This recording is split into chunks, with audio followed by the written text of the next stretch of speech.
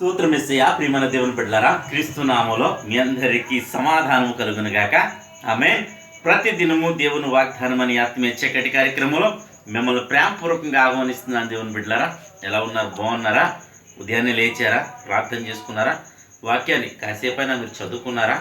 దేవుని బిడ్డలుగా, క్రీస్తు బిడ్డలుగా, మరి విశ్వాసులుగా, ఆత్మీయులుగా మనకు ఉండవలసిన లక్షణం ఏంటంటే ఉదయాన్నే లేవాలి, ప్రార్థన చేసుకోవాలి, అలాగే వాక్యాన్ని ధ్యానించాలి.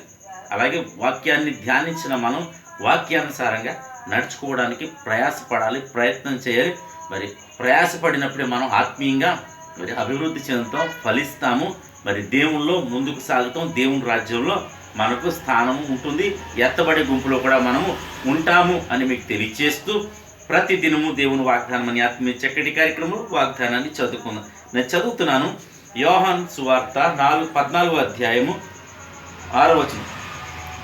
యేసు నేనే మార్గమును, సత్యమును, జీవమును, నా ద్వారానే తప్ప ఎవడను తండ్రి యొద్దకు రాడు. దేవునికి స్తోత్రం. చక్కటి వాగ్దానం ద్వారా ప్రభు మనకిస్తున్న వాగ్దానం ఏంటో తెలుసా?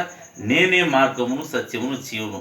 ఒకవేళ విశ్వాసులుగా మనకే కాదు, మరి దేవుడు ఎవరు అని మరి అన్వేషిస్తున్న ప్రతి ఒక్కరికి సమాధానము మరి ఈ వచనమై ఉన్నది కనుక బైబిల్ మరి చాలా స్పష్టంగా తెలియచేస్తున్న వచనమే. మరి భారతదేశంలో మరి ఋషి ఇలా అంటాడు వేద గ్రంథాల్లో ఏమనంటే, అశుతోమా స్వర్గమయ, తమసోమా జ్యోతిర్మయ, మృత్యుర్మ అమృతంగమయ అని మరి ప్రార్థిస్తూ ఉంటాడు. అసత్యంలో ఉన్నాం, మరి చీకటిలో ఉన్నాం, లేదా మరి మరణంలో ఉన్నాం, మాకు మార్గం ఏది ప్రభు అని మరి ఋషి ప్రార్థించినప్పుడు మరి దేవుడు మరి అది అప్పుడు సమాధానం ఉందో లేదో కానీ ఇక్కడ బైబిల్ గ్రంథం మరి ఆ ఋషికే కాదు, అలా ప్రార్థన చేస్తున్న వారికే కాదు, ఆయా విశ్వాసాలను వెంబడిస్తున్న వారికే కాదు, దేవుడు ఎవరు అని తెలుసుకోగోరిన, సత్యమైన దేవుడు ఎవరు అని తెలుసుకోగోరిన వారికి సమాధానమే మరి ఈ బైబిల్ వచనం తెలియజేస్తుంది. ఏమనంటే, యేసు నేనే మార్గమును, సత్యమును, జీవమును,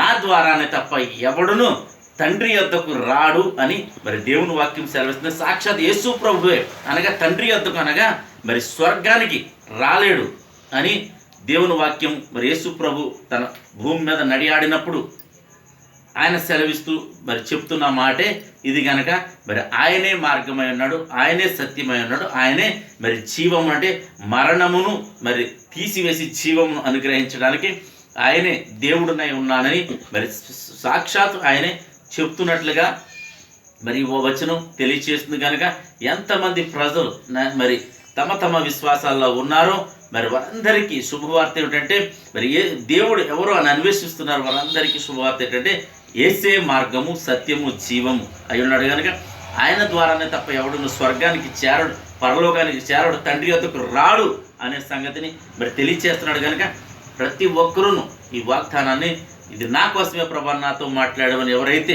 మరి క్రీస్తుకు దగ్గరగా రావడానికి, యేసును అంగీకరించడానికి వస్తున్నారు వారందరినీ దేవుడు దీవించబోతున్నాడు.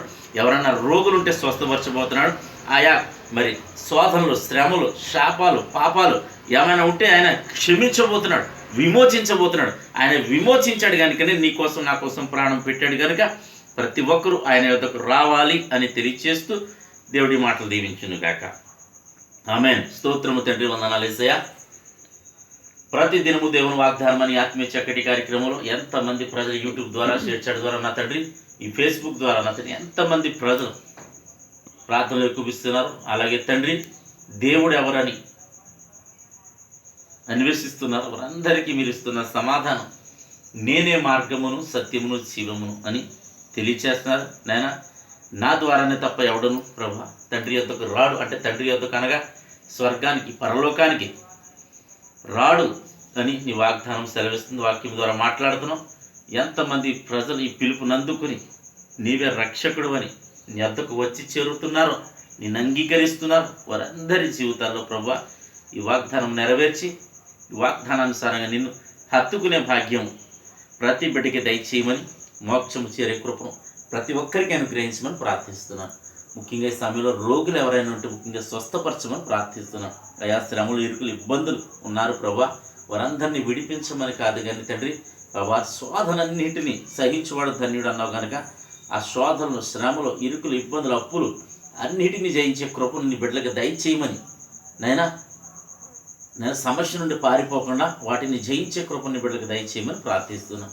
అలాగే తండ్రి, ఎంతమంది ప్రభా ఈ దినం పెళ్లి రోజులు, పుట్టినరోజు జరిపించుకుంటున్నారో వారందరి జీవితాల్లో నా తండ్రి ఈ వాగ్దానం నెరవేర్చమని, అలాగే ఈ బిడ్డలందరినీ దీవించమని, ఆశీర్వదించి సంవత్సరం అంతా దయకిరీటంతో నింపమని, అలాగే ఈ దినం నీ బిడ్డలు చేయు ప్రయాణాల ప్రయత్నాలు రాకపోకల సమస్తంలో మీరే తోడేయండి, మహిమ పొందమని యేసు నామమున మీ ప్రార్థన నీకు సమర్పించి వేడుకొనుచున్నాం పరమ తండ్రి. ఆమేన్. నేను నమ్ముతున్నాను ప్రియమంది బిడ్డలారా, ప్రభు మీతో నాతో మాట్లాడారు.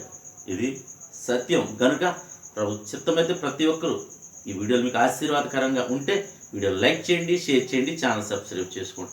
దేవుడు నిన్ను నీ కుటుంబాన్ని దీవించును గాక. ఆమేన్.